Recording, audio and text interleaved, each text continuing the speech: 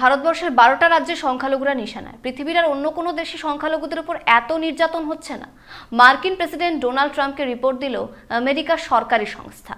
এই রিপোর্টে বলা হচ্ছে আরএসএস ও বিজেপির ইন্ধনে মুসলিমদের বাড়িতে বুলডোজার চালানো হচ্ছে, এমনকি ডিটেনশন ক্যাম্পে রেখে দেওয়া হচ্ছে তাদের। ভারতের সংখ্যালঘু মুসলিম ও খ্রিস্টানদের ধর্মীয় স্বাধীনতায় হস্তক্ষেপ করা হচ্ছে। প্রায় প্রতিদিনই ভাঙচুর করা হচ্ছে মসজিদ, দরগা, বুলডোজার চালানো হচ্ছে বাড়িতে, বেআইনিভাবে ডিটেনশন ক্যাম্পে রাখা হচ্ছে। ভারতের 12টা রাজ্যে সবচেয়ে বেশি করে এ ধরনের ঘটনা ঘটছে। বিজেপি শাসিত রাজ্যে 95% ক্ষেত্রে মুসলিমদের বাড়িতে বুলডোজার চালানো হচ্ছে, বাকি 5% ক্ষেত্রে বুলডোজার চালানো হচ্ছে খ্রিস্টানদের বাড়িতে। রিপোর্ট প্রকাশ করে জানালো ডোনাল্ড ট্রাম্পের ইউনাইটেড স্টেট গভর্নমেন্ট প্যানেল। এই প্যানেল পরিচিত United states commission of international religious freedom নামে 2025 সালে রিপোর্ট প্রকাশ পেয়েছে সম্প্রতি। এই সংস্থা আমেরিকান গভর্নমেন্ট এজেন্সি হলেও এটি স্বশাসিত সংস্থা। গোটা বিশ্বে ধর্মীয় স্বাধীনতা নিয়ে রিপোর্ট তৈরি করে সেই রিপোর্ট পাঠায় হোয়াইট হাউসে। এই রিপোর্টে বলা হয়েছে ভারতবর্ষে পৃথিবীতে সবচেয়ে বেশি করে অত্যাচারিত সংখ্যালঘু মুসলিম ও খ্রিস্টানরা। ভারত সহ আফগানিস্তান, মায়ানমার, চীন, Cuba, Iran, Libya, Nicaragua, Nigeria, উত্তর কোরিয়া, পাকিস্তান,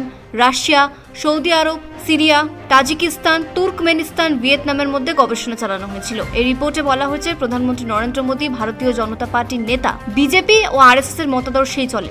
ভারতে যে সরকার রয়েছে তার নেতৃত্ব দিচ্ছেন নরেন্দ্র মোদী। অদ্ভুত ব্যাপার, ভারতবর্ষের 12টা রাজ্যে কোনো ধর্মীয় স্বাধীনতা নেই সংখ্যালঘুদের। ডোনাল্ড ট্রাম্প সরকার যেন এর বিরুদ্ধে যথাযথ ব্যবস্থা নেন। যদিও এখনো পর্যন্ত মার্কিন প্রেসিডেন্ট ডোনাল্ড ট্রাম্প কোনো মন্তব্য করেননি এ বিষয়ে। এই রিপোর্টে বলা হয়েছে নাগরিকত্ব, অ্যান্টি কনভার্সন, গৌহত্যার নামে প্রায় প্রতিদিনই মুসলিমদের ফাঁসিয়ে দেওয়া হচ্ছে। যেভাবে তাদের ফাঁসানো হচ্ছে তা রাজনৈতিক উদ্দেশ্য প্রণোদিত, এমনকি পক্ষপাত দুষ্ট। এমনকি যদি কোনো মানবাধিকার কর্মী ধর্মীয়ভাবে সংখ্যালঘুদের পাশে দাঁড়ান, তাহলে তার বিরুদ্ধে সন্ত্রাস বিরোধী আইন এনেও জেল হেফাজতে রাখার চেষ্টা হচ্ছে। এই ঘটনা অত্যন্ত উদ্বেগজনক। এই রিপোর্টে বলা হয়েছে আরএসএস ও বিজেপি প্রতিনিয়ত ভারতবর্ষের ধর্মীয়ভাবে সংখ্যালঘুদের চাপে রেখেছে। ব্যুরো রিপোর্ট, পূবের কলম ডিজিটাল।